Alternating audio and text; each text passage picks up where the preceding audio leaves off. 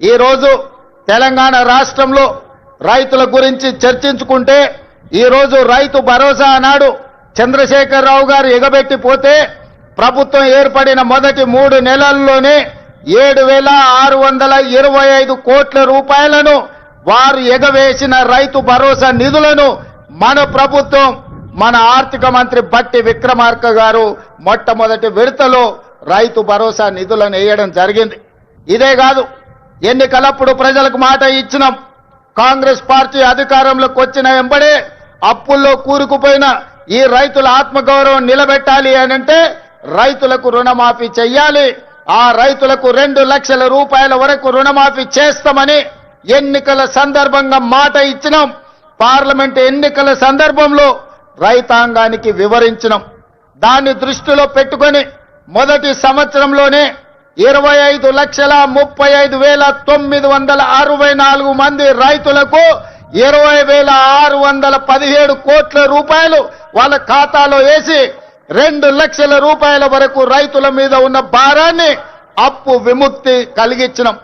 15 August నాడు ఏ విధంగా అయితే దేశానికి స్వతంత్రం వచ్చిందో అదే 15 ఆగస్టు 2024 నాడు ఈ రైతులకు రుణం నుంచి విముక్తి కలిగించి రుణభారంని తొలగించిన ప్రభుత్వం ఈ ప్రజా ప్రభుత్వం.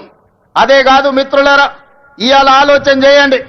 ఆనాడు తెలంగాణ రాష్ట్రంలో ఆనాటి ముఖ్యమంత్రి ఒక మాట అన్నాడు, శాసనసభ సాక్షిగా మాట్లాడిండు.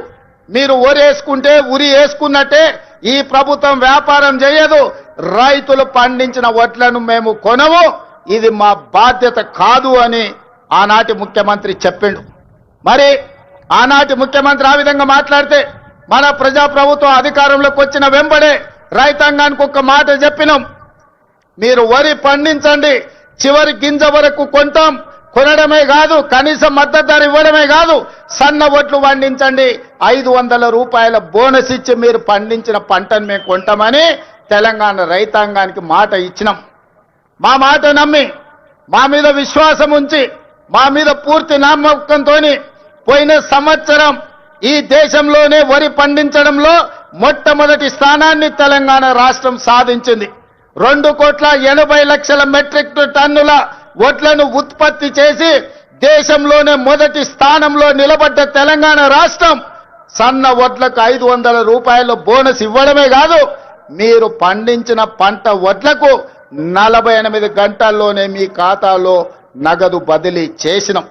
ఆనాడు తాలు పేరు మీద, ఆనాడు తడి పేరు మీద, తుట్టి పేరు మీద క్వింటాల్కు 10 కిలోలు దళారులు దోసుకుంటుంటే మనం ప్రభుత్వంలోకి వచ్చిన తర్వాత ఈ దళారులను ఈ మిల్లర్లను ఎవరైతే మోసం చేస్తుండ్రో మీ తోలు తీస్తాం, 1 కిలో కూడా తక్కువ తూకం చేసినా మీ తోలు ఒలుస్తామని చెప్పి తాలు పేరు మీద తడి పేరు మీద జరుగుతున్న దోపిడీని నిలువరించి రైతులను ఆదుకున్న చరిత్ర ఈ రోజు మన ప్రభుత్వాన్ని అని చెప్పి నేను ఈ సందర్భంగా చెప్పదలుచుకున్న మిత్రులారా ఇవాళ దేశంలో తలెత్తుకొని గర్వంగా నిలబడి ఈ దేశంలోనే అత్యధికంగా వరి ధాన్యాన్ని ఉత్పత్తి చేసే రాష్ట్రం మాది.